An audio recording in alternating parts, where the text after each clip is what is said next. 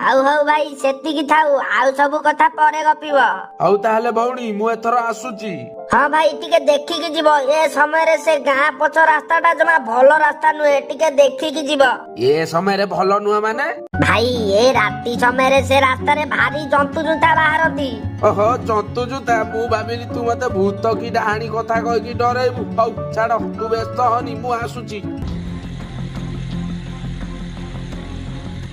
ଏମିତି କଣ ଆବାଜ ହଉଛି?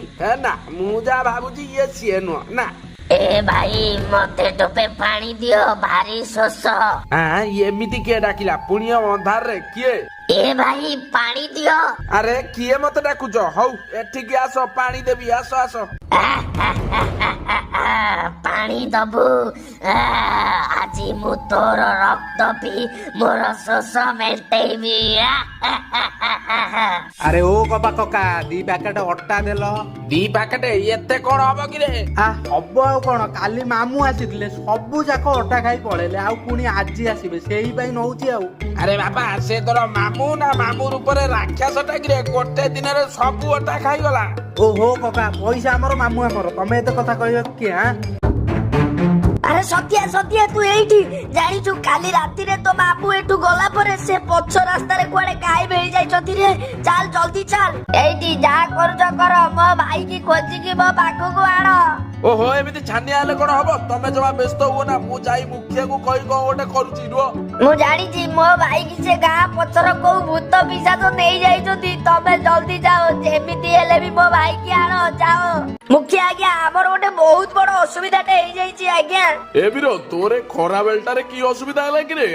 ଆଜ୍ଞା କାଲି ମୋ ସ୍ତ୍ରୀର ଭାଇ ଆମ ଘରକୁ ଆସିଥିଲା, ହେଲେ ସେ କାଲି ରାତିରେ ସେ ଗାଁ ପଛ ରାସ୍ତା ଦେଇ ତାଙ୍କ ଘରକୁ ଗଲା, ହେଲେ ଏଯାଏ ତାଙ୍କ ଘରକୁ ଯାଇନି ଆଜ୍ଞା। ଆରେ ସେ କାଲି ଯାଇନି ବୋଲି ଏତେ ବ୍ୟସ୍ତ କାହିଁ ହଉଛୁ? ସେ ଏଇଠି କୋଉଠି ଥିବ, ଯାଇ ତାକୁ ଖୋଜ। ନା ଆଜ୍ଞା, ତା ପଛେ ପଛେ ପାଜି ଦାଦା ବି ଯାଉଥିଲେ, ସେ ସେଠି ସବୁ ଦେଖିଛନ୍ତି ଆଜ୍ଞା। ହଁ ଆଜ୍ଞା, ସେ ରାମୁ ସେଇ ପଛ ରାସ୍ତାରେ ହଠାତ୍ କୁଆଡେ ଗାୟବ ହେଇଗଲା, ଆଉ ତାପରେ ମୁଁ ପୁରା ଡରିକି ଗାଁକୁ ପଳେଇ ଆସିଲି। ହଉ ତମେ ଯାଅ, ଏଇଟା କିଛି ଅଲଗା ଭଳି ଲାଗୁଛି, ମୁଁ ବୁଝିକି କହିବି, ଯାଅ। ଏଇଠି ଜଲ୍ଦି ଜଲ୍ଦି ଚାଲୁ ନା, ଏ ରାସ୍ତାଟା ଜମା ଭଲ ରାସ୍ତା ନୁହେଁ, ଜଲ୍ଦି ଚାଲ। ଓହୋ ଜଲ୍ଦି ବୋଲି କଣ ଉଡିବି ନା କଣ? ଏ ଭାଇ ମତେ ଟୋପାଏ ପାଣି ଦିଅ, ଭାରି ଶୋଷ, ମତେ ପାଣି ଟୋପାଏ ଦିଅ ଭାଇ। ଏ ସାଥୀ, ଗଲୁ କିଏ ପାଣି ମାଗୁଛି, ତାକୁ ଦେଲୁ, ଯା। ଏ ଚୁପ କର, ଆଉ ପଛକୁ ଜମା ଅନାଅ ନା। ଆରେ କଣ ହେଲା କିରେ, କାହିଁ ଅନେଇବିନି? ଏ ମତେ ଲାଗୁଛି ଏ ଗାଁ ପଛ ରାସ୍ତା ବିଷୟରେ ମୁଁ ଯାହା ସବୁ ଶୁଣିଛି ସେ ସବୁ ସତ। ଆରେ କୋଉ ରାସ୍ତା, କୋଉ ବିଷୟରେ କଣ କହୁଛୁ ତୁ? ଆରେ ଏଠି କିଏ ଜଣେ ଅଛି, ଆମକୁ ପଛରୁ ଡାକିବ, ଆଉ ତା କଥାକୁ ଶୁଣିଲେ ଆମକୁ ମାରିବ, ନ ଶୁଣିଲେ ବି ଆମକୁ ମାରିବ।